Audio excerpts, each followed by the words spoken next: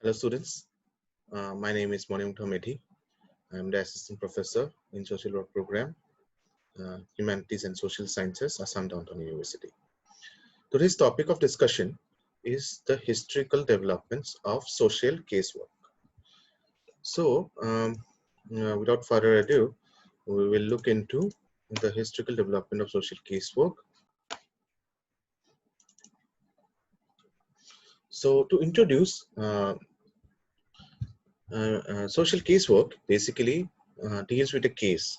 Okay, so social casework is related to psychosocial treatment of the client who is an individual. So there are, as you will learn, there are many methods of social work: social casework, social group work, social community organization. Okay, so when you study about social casework, it deals with individual. When you study with social group work, it deals with group.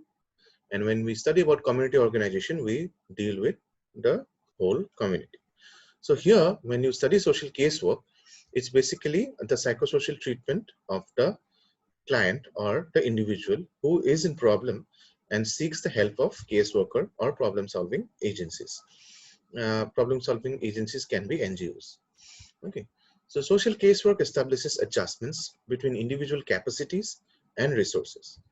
It consists of the study of mental, emotional, and social factors. We can also say psychological in place of mental. Okay. In social casework, an individual is recognized as a unit of study, and various units are studied properly. So we study casework with an individual. Okay. So before we come to know about casework, we can actually deal with the historical development of social casework in the West. Okay, so in the West, in ancient times, individuals in every society have been helped by others to solve their problems. So in the late 19th and early 20th century, it took a professional shape with what it is now. I mean, not what it is exactly now, but up to some extent. So basically, in 1869, when the origin of charity organization was set up, charity organization society in London, that was basically the advent of social casework. So the main aim of the society was to find out ways and means of helping the poor and needy, and thus to organize used volunteers called friendly visitors. Okay, so they used to use volunteers who were also known as friendly visitors. They visited the homes of the poor for the purpose of assessing their need, for rendering material assistance, and for giving them guidance and advice. So these friendly visitors were subsequently called paid agents because they get paid. These paid helpers gradually developed systemic procedures in performing their tasks. They collected data, they helped them after assessing, and also maintained records. Okay, so that is personal data or help. Okay, so casework basically generally came from what you call friendly visitors. They became paid agents, and then they became professional caseworkers. Okay. In 1877, when organized efforts were taken by the American Charity Organization Society in USA, similar to that in London, these paid agents, they received training in investigation, diagnosis, and treatment, for which the New York School of Philanthropy was established towards the end of the 19th century. Okay, so these paid agents, they received training in investigation or study, and then the diagnosis and treatment of disorders.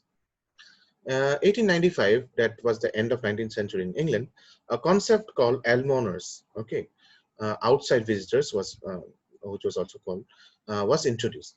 So Charles Locke appointed almoners to help hospitals to serve patients effectively, and these almoners were similar to friendly visitors and paid agents. Okay, so it's just basically a name change. Okay, the role was similar to that paid agents, but or the friendly visitors, but the name was changed.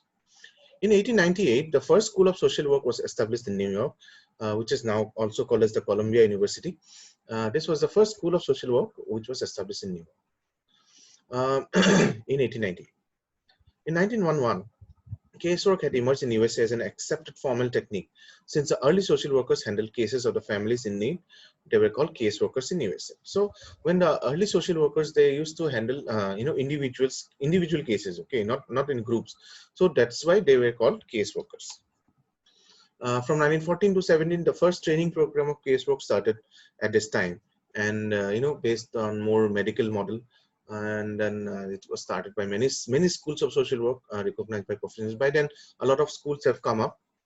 In 1917, Mary Richmond wrote her first book called Social Diagnosis, which set forth a methodology of helping clients through systemic ways of assessing their problems and handling them. So basically, Mary Richmond was known as the mother of social casework. Okay, she was the founding mother of social casework, and her first book, Social Diagnosis, it dealt with how to help clients in a systematic way and how to assess their problems and handle them.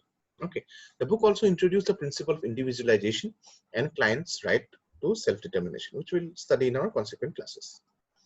Then the impact of World War I, okay, which was from 1914 to 18. The First World War made a wide impact on the social casework. And in this period, psychiatry became more important. Okay, the contribution of Sigmund Freud and his followers influenced the method employed by the caseworkers in dealing with individuals. So kind of psychologists and social workers also, joined hands in dealing with cases after the First World War. Then child guidance clinics, that is CGC, CGC movement and treatment prevention of mental problems, delinquency, strengthen the psychological orientation of this approach. So when they tried to guide children also for the treatment prevention and prevention of psychological problems and juvenile crimes, so that also impacted in a psychological way. So in 1920s, various definitions of casework under the influence of Freudian theory was there. Caseworkers realized that that the core responsibilities should be given to individuals to make decisions of their life. So basically, caseworkers they finally came to realize that some responsibilities have to be given to the client also to make their decision of their lives. Professionals also began to move into other fields like prisons, schools, etc. That is basically in correctional settings, school setting, etc. Okay. So by 1930, when there was an economic depression in USA and the world actually, caseworkers had to consider the economic factors also, which were causing distress to the clients, leading to emotional distress and breakdown. So they also studied the economic factors which in the clients or individuals, which led them in depression and emotional distress, and mental breakdown. Okay, so focus shifted from individual modification and manipulation of the client's environment to enable him to adapt to his situation satisfactorily. So basically, it was only till that time only the individual was the core, but later on the focus shifted to the environmental effects also. Okay. After World War II, with the problems of morale, leadership, propaganda, separation, communication, etc., social workers found social sciences more useful, and these were increased in personnel. There was an increase in personal problems on the part of clients due to financial crisis. In 1950s, this was an era of private practice. Okay, so basically by 1950s, social workers or social case workers, they came into private practice in USA. So professional agencies started growing in the field, and the casework was started. Casework started going into the community. So slowly and slowly, the casework was developed. So by 1960s, a lot of importance was given to research and social action, heredity versus environment, and casework method adopted very much new techniques and principles. So there are techniques and principles now which developed in the 1960s, which you will study. What happened in India? So when before the British arrived, that is before 1800s, in the pre-British system, it was dominated by caste system, as we all know.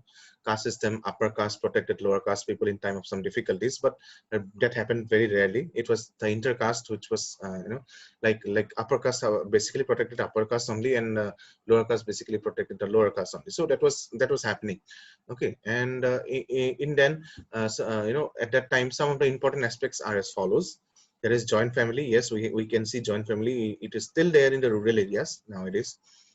It is like a trust sharing common property. It protected aged, children, and women, and it served as a social trust. Okay, then it was like mutual helping each other in the village community.